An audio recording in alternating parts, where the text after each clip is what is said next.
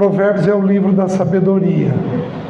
Então nós temos descrito em Provérbios a maneira pela qual Deus pensa a vida.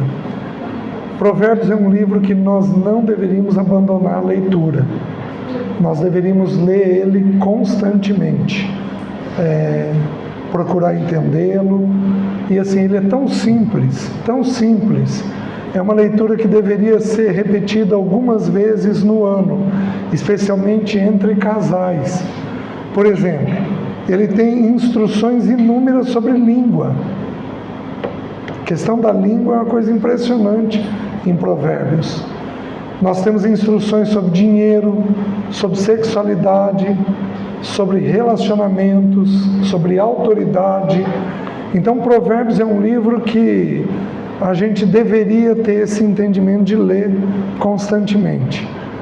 Eu selecionei um tanto de versículos a respeito desse tema da paz e da guerra em Provérbios. Eu gostaria de dar uma olhadinha com vocês. Quem aqui fala muito?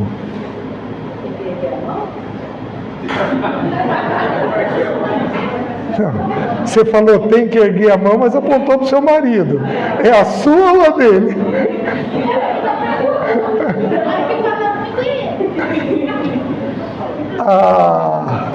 Dá uma nota para o quanto você fala muito. De 0 a 10. 0 é nada, você é calado, 10 você fala muito. Dá uma nota. De uma forma geral. Dá uma nota aí para você. Vocês já estão tão corajosos que já estão falando alta nota. De 0 a 5, quem deu? 5 a 8. Acima de 8. Tá. Olha esse versículo, Provérbios 10, 19.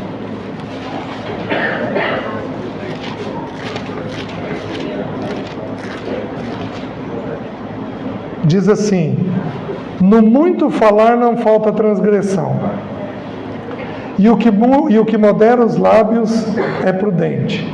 No muito falar não falta transgressão. Então, quem fala muito vai se meter em complicações. Quem fala demais acaba caindo em transgressão, mas quem controla a língua é sábio. Então, quem fala demais acaba caindo em transgressão. Deixa eu confirmar um versículo aqui. Olha o 13:3 de Provérbios. Provérbios 13:3. Olha o que diz. O que guarda a boca conserva a sua alma, mas o que muito abre os lábios, a si mesmo se... Gente, impressionante, né? O fato é o seguinte, eu estou insistindo nisso com vocês. Nós lemos os 4 evangelhos que retratam a vida do nosso Senhor em 10 horas. Jesus não falou muito, mas o que ele falou perdurou. Porque não é pelo muito falar, é pela qualidade do que nós falamos. Vocês estão entendendo?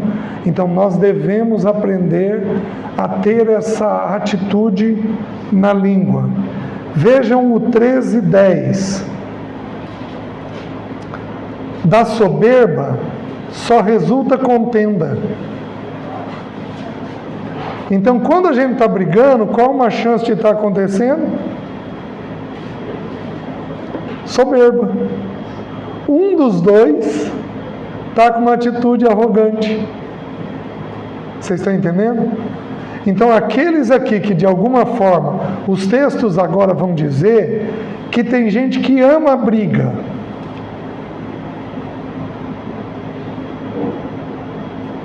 Tem essa possibilidade de ter alguém aqui assim?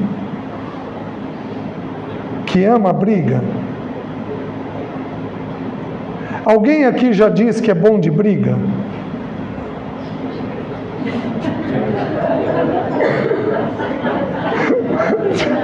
Você falou gente alto. Aí eu ouvi. Tem gente que ama a briga. Não, porque eu sou bom de briga. E diz isso de peito estufado. Você está entendendo? Olha Provérbios 17, 19.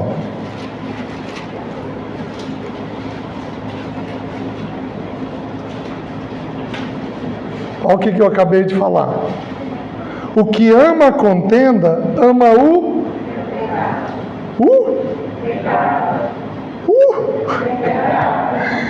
Então vamos repetir essa parte juntos. O que ama a contenda, ama Escreve esse versículo, põe na geladeira, pega um batom, escreve no espelho do banheiro, deixa bem registrado. Para quê? Porque nós somos um povo de paz. Nós não somos um povo de guerra. Nós vamos guerrear as lutas do Senhor, mas não as da nossa carne. Certo? Vejam, Provérbios 17, 9. O que encobre a transgressão adquire amor, mas o que traz o assunto à baila separa os maiores amigos. Gente, você costuma trazer na tua conversa uma pessoa que não está presente? Você costuma, ao conversar na mesa de casa, falar de irmãos que não estão presentes? O que traz o assunto à baila separa os maiores amigos. Porque, meus irmãos, confiança é dificílimo de ser construído, mas é muito rápido para ser perdido. Confiança é uma coisa que nós deveríamos preservar, porque é muito difícil de ser alcançado. Quando a gente tem entre nós, nós deveríamos preservar a todo custo. Então eu vou te dar uma sugestão que eu fiz na minha casa e faço até hoje. Se eu receber qualquer pessoa na minha casa e essa pessoa, por algum motivo, for falar de alguém, primeiro eu desconverso e mudo de assunto. Se ela insistir, eu digo claramente: meu irmão fulano não está aqui, então é melhor a gente não falar sobre ele, pode ser? Não converse. Não converse. Só um no nosso meio tem autoridade para falar de uma pessoa que não está presente. Quem que é? Aquele que tem autoridade sobre aquela pessoa. Então, um casal pode falar sobre seu filho? Pode. Sem que o filho esteja presente? Pode. Porque eles têm autoridade para tratar as questões do filho. Os presbíteros têm autoridade para tratarem a respeito de um irmão? Tem. Porque eles são autoridade sobre aquela ovelha. Então eles precisam conversar e resolver como fazer as coisas. Mas nós devemos ir além disso? Não. Só esse tem autoridade. Ninguém mais tem. E de novo, isso desanima o amor dos nossos filhos pelo Senhor. Vocês estão entendendo? Desanima. Então, para aqueles aqui que aconselham, nós temos que ter um cuidado enorme ao fazermos isso. Por quê? Porque se você traz para muito perto, você pode gerar um abatimento dentro do seu, se aquilo não gera mudança.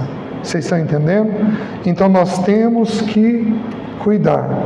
O que mais? Vejam o 19:11. Olha o que diz. A discrição do homem o torna longânimo.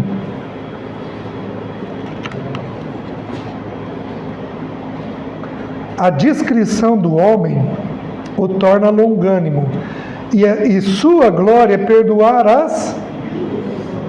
Então, quando alguém cometer um erro, o que você faz? Perdoa rápido. Perdoa rápido. Não deixa o teu coração ficar rançoso, não. Perdoa rápido. Por quê? Porque está dizendo que a glória nossa, ou seja, algo que é louvável, é nós não guardarmos as coisas que os outros fizeram. Quem aqui tem boa memória? Levanta a mão. Esses irmãos podem sofrer mais com o pecado dos outros, porque eles podem lembrar de detalhes do que os outros fizeram. Quem não tem uma boa memória, meio que passa pela situação. Ele não vive muito bem a situação. Mas quem tem uma boa memória, sofre. E aí, vou compartilhar com vocês, se é que eu já não compartilhei aqui, eu acho que não. Um problema que eu tive no primeiro casamento, no casamento com a Alessi. Nós ficamos casados 34 anos, foram 40 anos de relacionamento, 6 de namoro e 34 de casados. Eu não vou me lembrar com exatidão, mas talvez aí nos últimos 10 anos de casados, nós tínhamos uma área do nosso casamento em que a briga era boa, que era a minha família de origem. E aí, a Alessi, ela começou a ficar mais pesada nos comentários dela, não apenas com a minha família de origem, mas de uma forma geral com os meus erros. E aí nós oramos por isso, eu e ela juntos, e aí um dia o Senhor me deu a clareza. A Alessi, a gente brincava lá em casa que devia ter memória ovular, ela devia lembrar de quando era óvulo. Não era possível, gente. Ela lembrava de detalhes de tempo. E aí, quando eu cometia um erro, olha a nossa conversa. Então, César, você fez isso daqui. E, há 10 anos atrás, você estava em tal lugar, com uma camisa verde, e lá nesse lugar, você fez isso, isso e isso. E aí, o que acontecia? Ela não tinha mais um problema, ela tinha 2. O atual e o passado. Aí o Senhor me deu clareza. Aí o Senhor me usou na vida dela. E eu falei, Alessi, deixa eu te falar uma coisa. Quando você reconta, você ressente. Recontou, ressentiu. Faz sentido? Então vamos fazer uma coisa. Você vai fazer o seguinte, porque você tem boa memória, não tem condições de tirar isso daí de você. Mas o que você vai fazer? Você vai aprender a conversar comigo sobre princípio e não contando histórias. César, hoje você fez tal coisa, você quebrou tal princípio. Você já cometeu isso lá atrás. Você estreita a conversa. Gente, como a nossa conversa avançou. Você está entendendo? Porque ela parou de recontar as coisas. Então ela estava começando a cair no risco de ter problemas com perdão e com amargura. Vocês estão entendendo? Quem tem dificuldade de perdoar vai cair no pecado da amargura, que é um pecado dificílimo de ser tratado.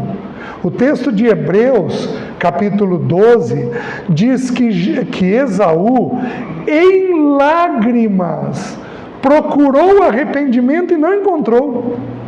Como é que o sujeito chora por uma situação e não consegue encontrar o arrependimento? Porque ele está fixado na dor do que ele viveu. Ele viveu aquela dor e não consegue se desprender daquela dor. Então a vida não toca. Ele fica enroscado naquilo. Vocês estão entendendo? Então assim, nós precisamos ter essa atitude deliberada de resolver as coisas dentro de nós. Então a glória do homem é perdoar as injúrias, né? Vejam o 28:13, um texto bem conhecido.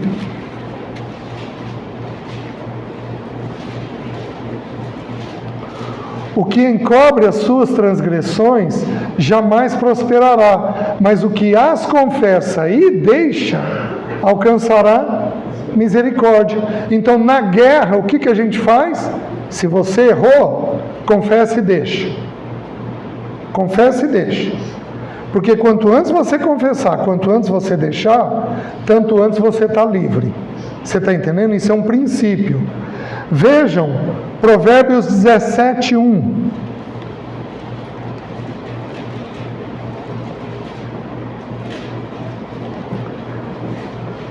Olha o que a Bíblia está dizendo sobre briga. Melhor é um bocado seco e tranquilidade do que a casa farta de carnes e... Vocês sabiam, homens, que homem aqui que é muito trabalhador? Levanta a mão. Opa! Isso é raiz, né? Homem que trabalha muito, percebe pouco a esposa. Amém? Homem que trabalha muito tem pouca percepção. Come barriga. Vocês conhecem essa expressão aqui? Não? Comer barriga é deixar passar a situação. Eu falei no Rio Grande do Sul, também eles não conheciam. Lá em Porto Alegre essa expressão. Comer barriga é deixar passar a oportunidade. Tá? É uma expressão, uma gíria, né? E aí, quem que vai brigar? A mulher. Mas ela está brigando por quê? Porque ela está recebendo pouca atenção. Por que ela está recebendo pouca atenção? Porque ele está trabalhando muito. Vejam Provérbios 17:14. Diz assim: como o abrir-se da represa, assim é o começo da contenda.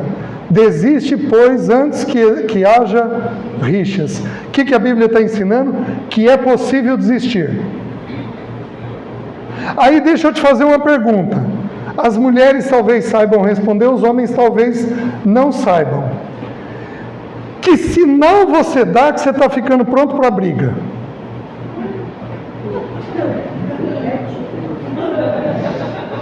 Que sinal você dá que você está começando a ficar pronto para a briga? Vou mudar a pergunta. Que sinal que o seu parceiro dá que ele está ficando pronto para a briga? Que sinal que você dá que você não está ficando bom? Meu marido conhece só pelo olhar. Ele te conhece de olhar. Depende do olhar que eu dou para ele, ele já sabe que eu estou nervosa. Então você transmite no olhar. Me diz um olhar briguento. Olhar de canto assim, ó. Olhar de canto. Assim. Quem mais tem isso daqui no olhar? O olhar transmite. Homem. Geralmente quando a mulher chama pelo nome. Lá na tua casa é assim. De que jeito que ela te chama normalmente?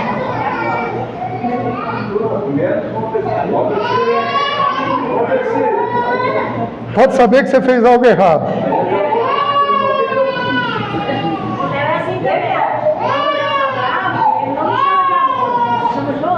Joana.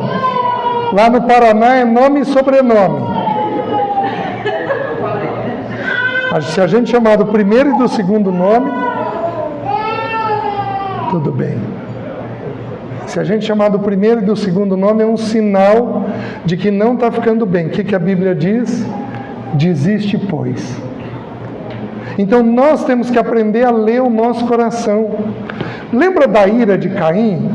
Gente, a ira de Caim foi uma ira assassina.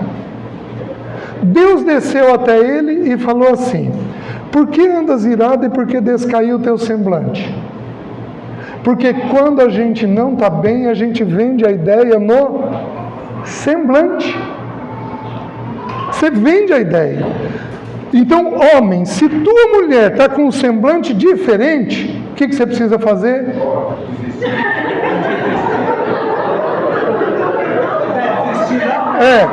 É tudo raiz aqui, né? Foge. Foge. Não. E ela explicou com o texto bíblico, foge da aparência do mal. Gente, vocês argumentam, hein?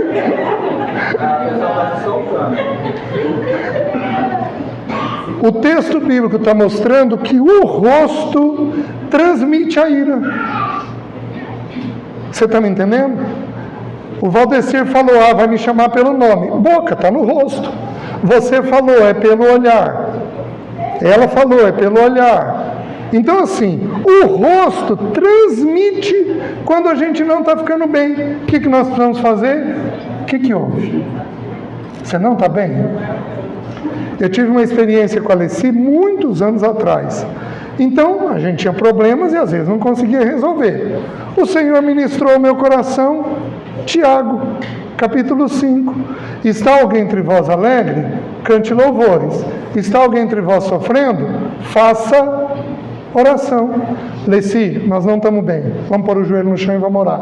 Não, eu não quero. Vamos sim, porque é uma ordem bíblica, e ela era muito obediente ao Senhor. Põe o joelho no chão e vamos orar. Aí ajoelhávamos e orávamos, levantávamos melhor, mas sem o problema resolvido. Então o semblante transmite. E aí, voltando a Caim, porque andas irado e porque descaiu o teu semblante. Se procederes bem, não é certo que serás aceito, mas se procederes mal, eis que o pecado jaz à tua porta e a ti cumpre dominá-lo. Deus está falando o quê? Que a ira é um pecado que nós podemos ter domínio. Por que a Bíblia está falando isso? Porque existe uma ira santa. Irai-vos e não pequeis. Qual é a ira santa? A ira santa, ela vem do entendimento e não da emoção. Vem do entendimento e não da emoção. Presta atenção no que eu vou te falar. A dor é um péssimo juiz. Se você está ferido com o teu parceiro por alguma coisa, quando você for tratar, você vai tratar de que jeito? Você vai tratar de um jeito pesado. Por quê? Porque você está com dor. Vocês estão me entendendo? Imagina uma pessoa puxando o ciático. Está com dor no ciático. Ele tem intolerância? Não. Tudo está doendo. Ele levanta, dói. Então o que ele faz? Ele fica intolerante para as questões da vida. A dor é um péssimo juiz. Então nós temos que ter a disciplina de colocar a dor num canto e com entendimento tratar a situação. Olha Deus em Números. O povo pede carne. Em Êxodo, desculpa. O povo pede carne. Queremos carne, queremos carne, queremos carne. E Deus, eu não vou dar, não vou dar, não vou dar. E o povo, a gente quer. Aliás, eles começaram a queixar da comida que eles estavam comendo. O que Deus fez? Queimou a beira do arraial.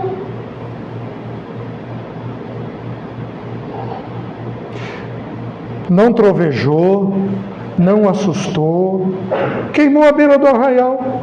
Opa, todo mundo ficou apreensivo. Deus faz com entendimento. Ele não faz como nós fazemos com emoção. Por isso o texto bíblico está dizendo: desiste, pois, da briga, antes que haja rixa. Desiste da contenda. Então nós temos condições. Deus, eu vou abrir mão. Eu vou abrir mão, isso não traz a tua glória. Eu tenho que tratar o assunto? Tenho, mas eu vou tratar com entendimento. Eu vou escolher a hora certa. Homem, nunca trate com tua mulher em TPM, nem menstruada. Não trate, a menos que seja algo extremamente urgente. Se não, aguarda até ela sair desse período. Mulher, nunca trate com teu marido com ele com fome. Fala Deus. Amém, irmão? Amém, irmãos? Pronto. Nem com sono. Homem não lida bem. Nem com sono, nem com fome. sejam sábias. Sejam sábias. Enche a barriga dele. Aí dá um sono bom. Aí... Deixa dormir e a hora que você acordar, ela está do ladinho da cama. Esperando você acordar. Uma das últimas vezes que eu e a Alice tivemos um problema maior, ela estava lendo um livro, se não me engano era o Família Forte do Swindoll. Ela me liga no meio do trabalho e diz: você não poderia parar o trabalho e vir aqui? Aconteceu algo grave? Não, César. Eu li o capítulo de um livro que eu precisaria ler com você, mas eu acho que eu não vou aguentar esperar até a tarde. Eu desmarquei a agenda e fui para casa. Lemos o capítulo junto, oramos, ela ficou com um peso. O capítulo falava sobre erosão no casamento. César, eu acho que a gente tem uma erosão dentro do casamento. Oramos a respeito daquilo. A gente tem condições de fazer com lucidez, sem fazer com emoção, porque a emoção, ela é um juiz muito ruim. A emoção muda de dia para dia. Tem dia que você está amando, tem dia que você não está amando. Tem dia que você quer fazer de tudo para o outro, para o parceiro, tem dia que você não quer fazer. A emoção, ela não é confiável. Por isso Deus impediu a mulher do governo da igreja. Porque a emoção torna ela volúvel para determinadas doutrinas. Ela entra em determinadas doutrinas com mais perigo. A mesma coisa vale para homens muito sensíveis. A gente pega aí algumas heresias, que se você conhece a pessoa, você vai ver que é um homem sensível demais. E aí passa a crer em determinadas coisas que não tem base nas Escrituras, né? Então são atitudes perigosas que nós temos. Vejam o 25:9.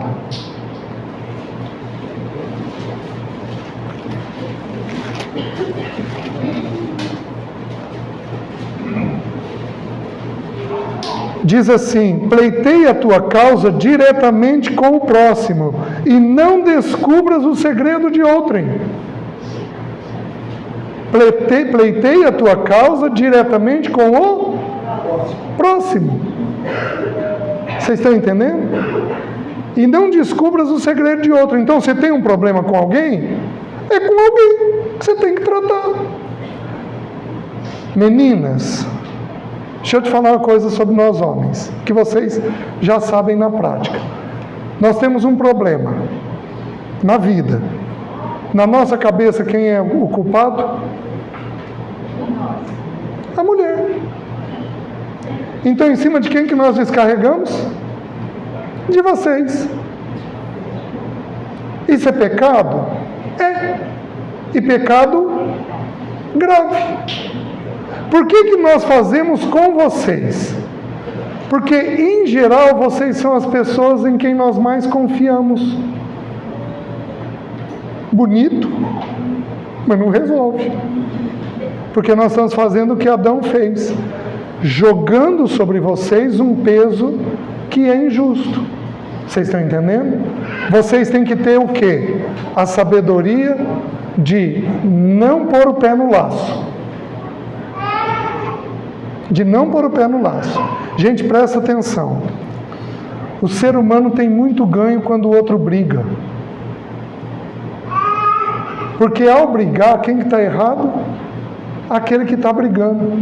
Então o homem, sutilmente, pega e joga a responsabilidade sobre vocês. E vocês fazem o quê? Reagem mal. Vocês colocaram o pezinho no laço. E aí vocês brigam. Quem que é a problemática da história? Quem que fez o papel da louca? Vocês. Então vocês têm que aprender a sair disso. Não. Querido, você vai me desculpar, mas eu acho que você não está bem. Ainda bem que Deus vê tudo, né? Oi? Ainda bem que Deus vê tudo. Ainda bem que Deus vê tudo. Graças a Deus. Ele é um reto juiz, né? Vejam, então trata com quem é devido. Vejam 26:17. Quem se mete em questão alheia é como aquele que toma pelas orelhas um cão que passa. Não converse sobre problema que não te diz respeito. Se você pegar um cão na rua pela orelha que está passando, o que ele vai fazer com você? Vai te morder. Não se meta em questão que não te pertence. Você está entendendo? As irmãs que são mais sensíveis, elas têm muita compaixão dos outros. E às vezes vocês querem poder fazer alguma coisa para aliviar. A questão é, pertence a vocês? Se não pertence, não entre. Mas não entre. Por quê? Porque você vai sair com um problema dessa situação. Vejam, 21, 9 e 19. Texto muito conhecido. 21, 9. Melhor é morar no canto do eirado do telhado do que junto com a mulher rixosa na mesma casa. Então, o marido, porque está falando da mulher rixosa, quando a mulher é rixosa, o marido vai morar onde? No canto do telhado. Aí, de forma muito séria, que mulher aqui é rixosa? Levanta a mão. Rixosa é briguenta? Nenhuma.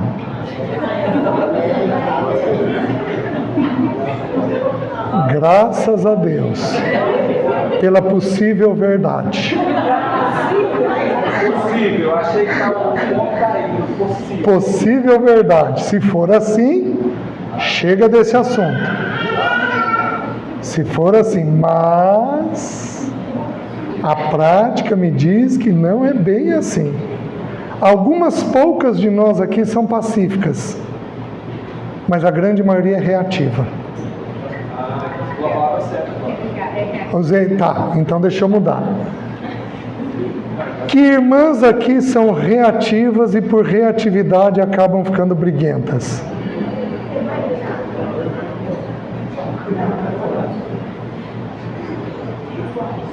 Que irmãs aqui são reativas e por serem reativas ficam briguentas? Alguém? Algumas poucas, certo? Vejam, o 19. Melhor é morar numa terra deserta do que com a mulher rixosa e iracunda. Agora o marido foi para mais longe ainda. Esses dias eu falei esse versículo com uma irmã que eu estava atendendo. Ela virou para mim e falou: "Ih, César, meu marido está morando no Saara." Porque ela era queixosa e irritada. Ela era queixosa e irritada. Vocês estão entendendo? Então, minhas queridas, e aí eu vou mais longe. Que mãe aqui é brava?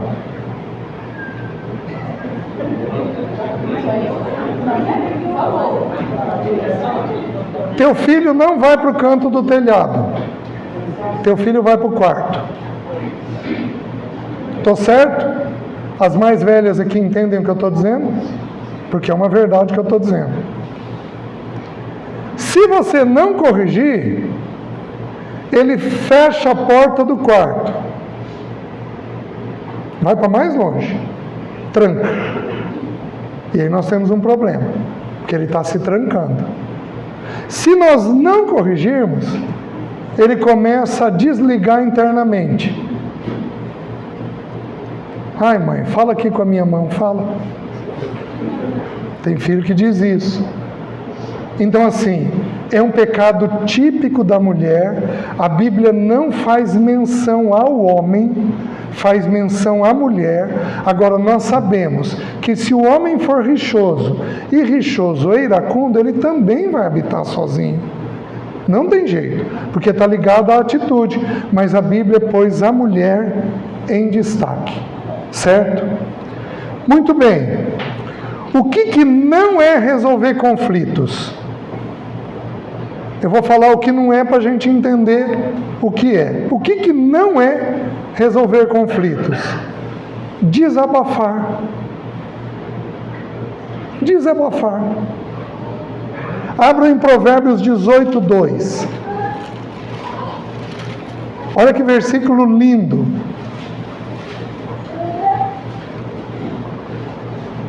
Diz assim: o insensato não tem prazer em externar, o insensato não tem prazer no entendimento, senão em externar o seu interior. Então o insensato, ele não quer entender. O que ele quer? Ele quer falar. Ele quer falar, ele quer falar, ele quer falar. Ele não quer entender as coisas. Então aqueles de nós aqui que falam muito, você pode estar com uma atitude de insensatez. Você está entendendo? Você pode estar com uma atitude de insensatez. E aí, tudo é mais grave. Que outra coisa que não é resolver problemas? Achar culpados. Existe um estudo, eu vou dar os textos, que é mais importante do que eu vou falar. Mas a ciência comprova a Bíblia. Existe um estudo de Harvard, feito há cerca de 8 anos atrás. Eles estudaram grandes empresas no mundo que deram certo. Estudaram as Casas Bahia, inclusive. O que eles descobriram? Eles descobriram que essas empresas deram certo por causa dos gestores. E os gestores, que são os gerentes de uma forma geral, os líderes de departamento, os gerentes, os diretores, eles dizem o seguinte, que tem gestor que acha culpado e tem gestor que resolve o problema. O que acha culpado se torna chefe. O que resolve problema se torna líder. Um gestor que resolve problema produz, para cada dólar investido, ele produz $5 a mais. 500% de lucro ele dá para a empresa. Por quê? Porque ao ter uma conversa, o entendimento desse gestor não é um entendimento de mas quem que fez isso daqui? Eu quero saber quem que fez isso daqui. Porque quando ele fala isso, todo mundo assusta. O que ele faz no primeiro plano? Gente, o processo está parado por causa disso daqui. Vamos resolver isso daqui? Fulano, você faz isso. Ciclano, você faz isso. Beltrano, você faz aquilo. Tudo bem? Vamos encaminhar? Então ele dá o que é chamado de flow. F-L-O-W. Ou fluidez. A coisa caminha. A coisa funciona. Porque o gestor faz a coisa funcionar. Agora, vou dar para vocês a prova bíblica do que eu estou falando, de como é que nós funcionamos. Um dos milagres que o Senhor fez em João capítulo 9, que foi curar o cego de nascença. No versículo de 1 a 3, ele então olha o cego, o Senhor vê o cego, e os discípulos, o Senhor está com os discípulos, e os discípulos perguntam o quê? Senhor, quem pecou? Ele ou seus pais? Por que os discípulos perguntam isso? Porque os discípulos retratam a natureza humana. Havendo um pecado, tem que ter, havendo uma dor, tem que ter um culpado. Alguém errou. Alguém errou, alguém errou, alguém errou. O que eles fizeram? Foram atrás de achar o culpado. O que Jesus respondeu? Nem ele, nem seus pais. Mas isso aconteceu para que se manifeste nele a glória de Deus. Então Deus havia posto aquela doença. O que os discípulos entenderam? Que ou ele ou os pais tinham pecado. Aí Jesus lança um esclarecimento em Lucas 13, de 1 a 5. Jesus vai falar sobre a torre de Siloé quando caiu. Ou vocês julgam que aqueles 18 sobre quem a torre de Siloé caiu eram mais pecadores que todos os outros? Não. Então Jesus está dizendo o seguinte: não é porque tem uma tragédia que pecados acontecem. Não é porque tem uma tragédia que alguém ligado àquela tragédia tinha pecado. Meus queridos, eu conheci 2 pessoas que não tinham medo da morte. Alessi e o irmão Alan MacLeod, um pastor de pastores. Meus queridos, era para esse povo estar vivo. Eles tinham muita proximidade com o Senhor. A minha sobrinha filha, a Rossana, tinha muita proximidade com o Senhor. Uma graça de menina, mas uma graça de menina, muita proximidade com o Senhor. O que aconteceu? O Senhor chamou. Porque nem tudo está ligado a pecado, mas tudo está ligado à vontade soberana de Deus. Então nós temos que entender que não é porque houve um problema que necessariamente está tendo um culpado naquela situação. Não apenas isso. Jó 22, de 5 a 11. Anota aí. Jó 22, de 5 a 11. Nós temos qual situação aqui? Nós temos a situação em que os amigos de Jó condenam ele, dizendo que ele não havia cuidado das viúvas e havia sido injusto com os órfãos. Meus queridos, se você está doente, é porque teve algum pecado. Aí, as igrejas mais avivadas têm muito esse entendimento, que é um entendimento contrário ao Senhor, que não corresponde à natureza do Senhor, né? Então, achar culpados também não é resolver conflitos. Que outra coisa que não é resolver conflitos? Pensar igual. Porque quando o casal pensa igual, não tem problema. Tá certo?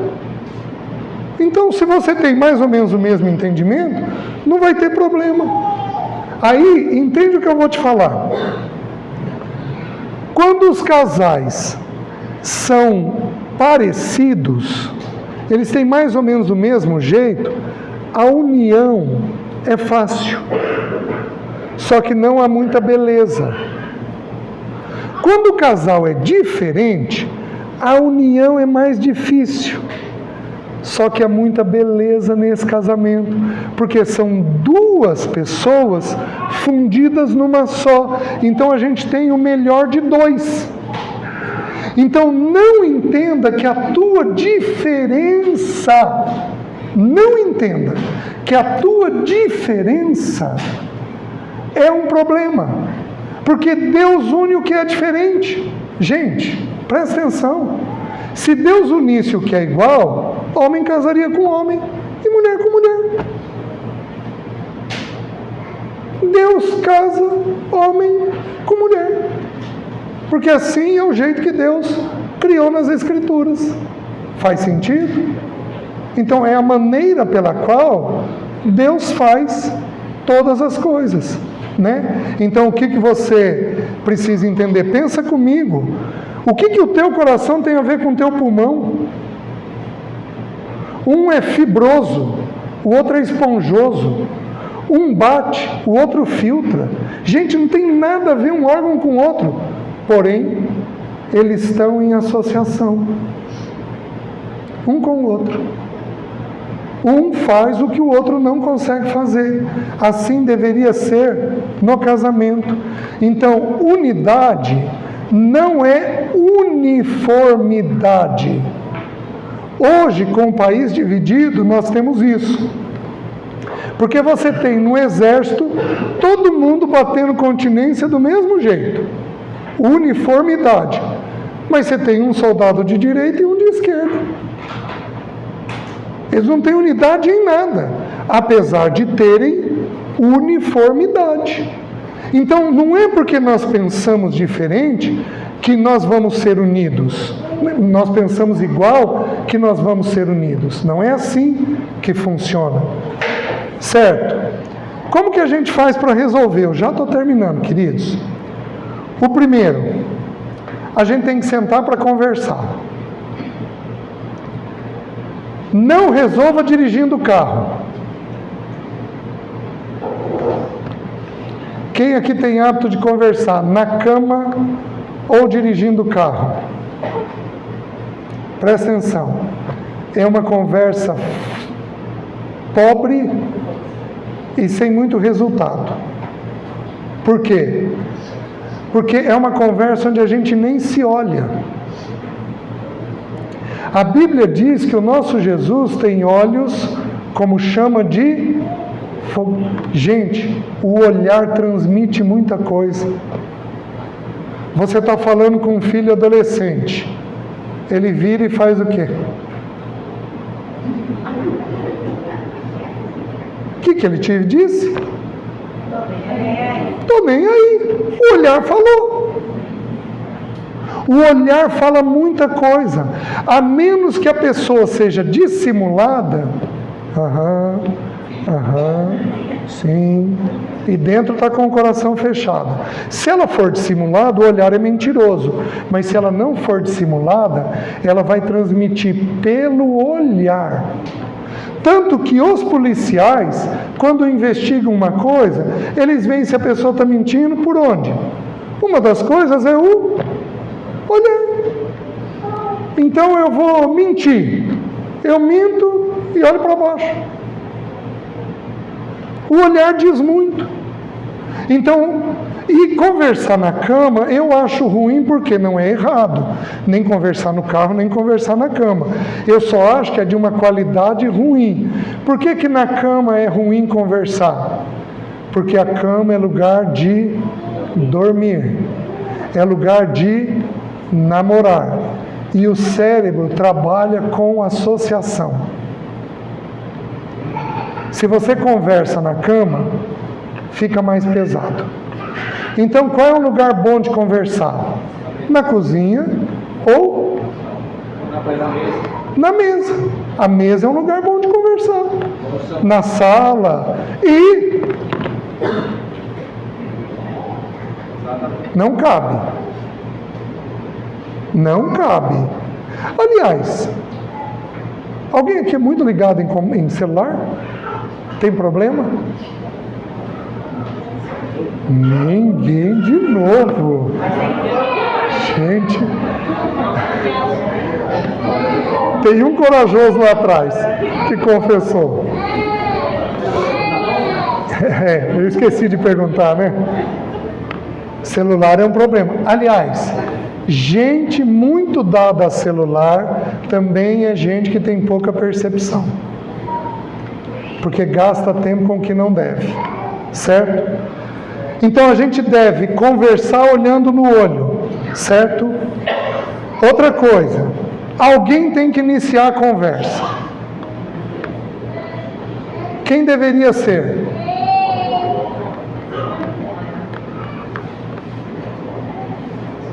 Será que deveria ser o homem? O ideal é que o homem percebesse e chamasse para conversar. Mas nós temos um problema.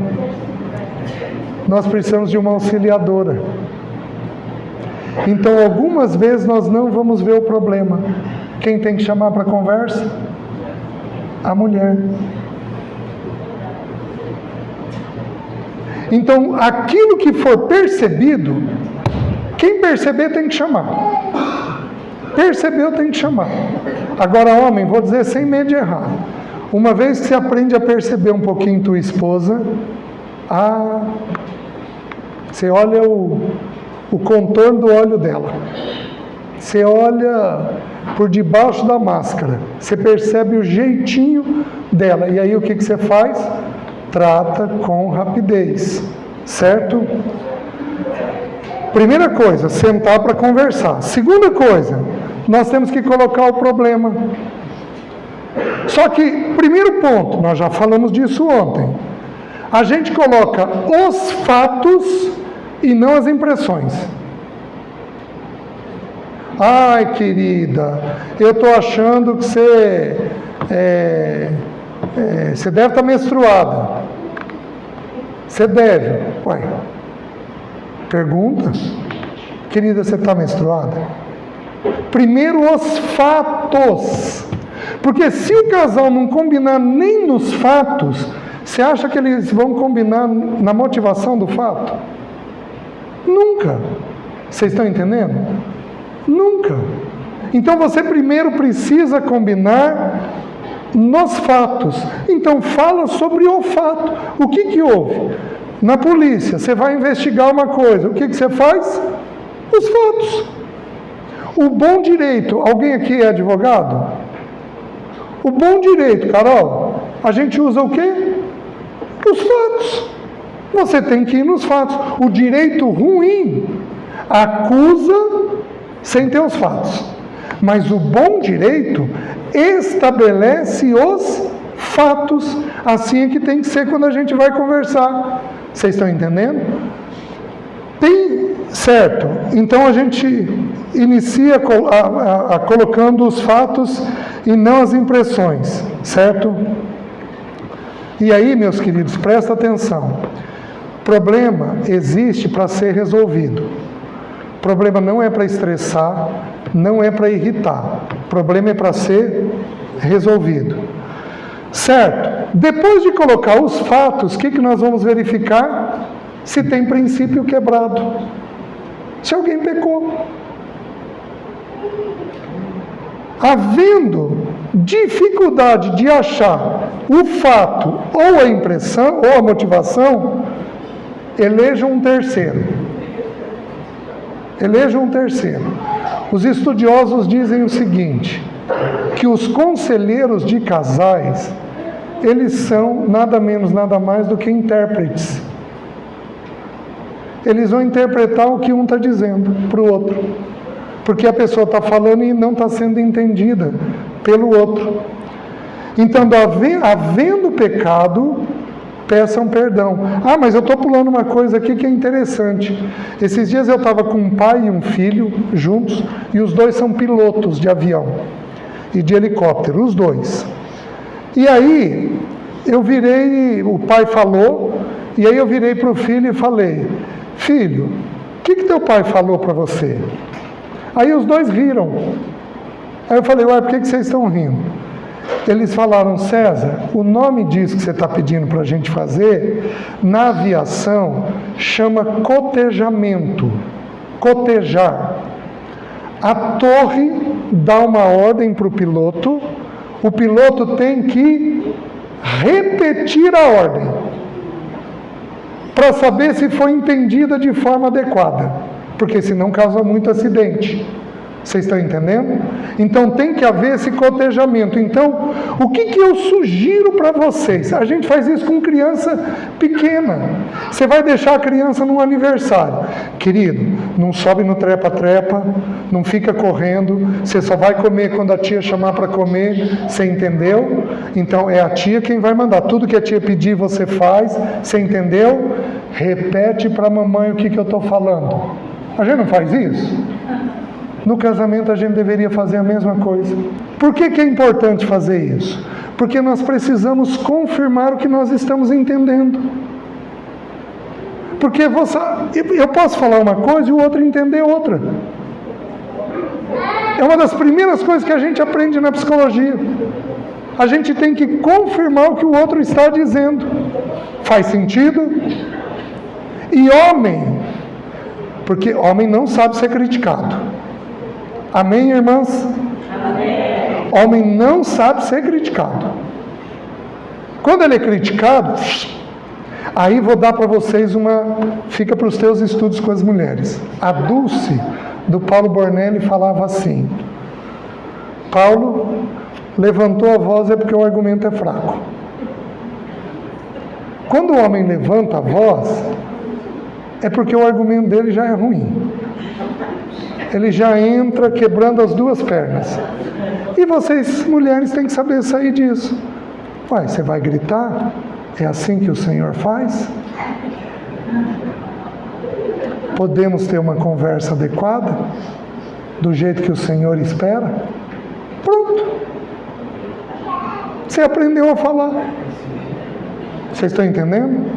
Então você tem que confirmar aquilo que está sendo ouvido. Porque se você não confirmar, dá problema. Homem, vou te dar uma dica. Mulher se sente muito mal quando ela se sente desprezada. Agora, eu cruzo com o Miguel num shopping e não vejo o Miguel. E ele está tão do meu lado que chega a estender a minha mão. E eu passei direto. Eu desprezei o Miguel? Não. O Miguel pode se sentir desprezado? Pode. Homem, presta atenção. Mulher briga muito por se sentir desprezada. O problema é que ela colocou uma expectativa na cabeça que você não atendeu. Às vezes você nem sabia. Então o que você faz? Não brigue. Vai atrás de entender o porquê que ela está se sentindo daquele jeito. Então, havendo pecado, peça perdão. Restabeleça o princípio e ore. Amém? Amém. O Blaise Pascal, vocês lembram do Teorema de Pascal? Na matemática? Não? O Blaise Pascal foi um erudito cristão. Mas, queridos, ele morreu com 39 anos, ou 49, não me lembro exatamente.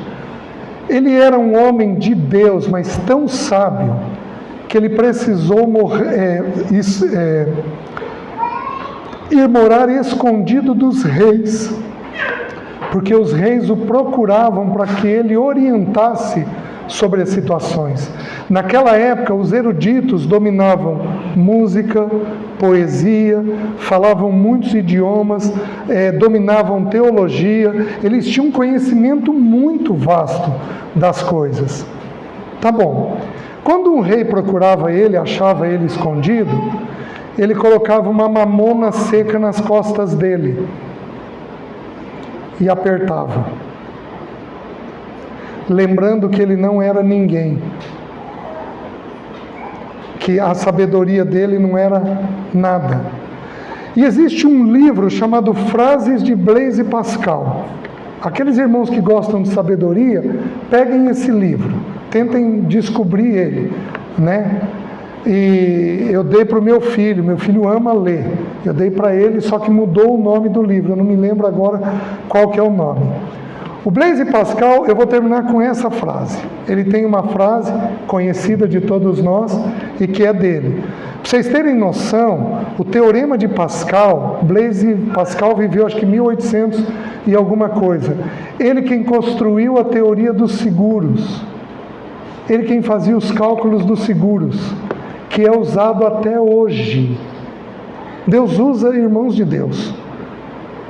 Ele tem uma frase que diz assim: o coração tem razões que a própria razão desconhece. É um irmão que falou isso.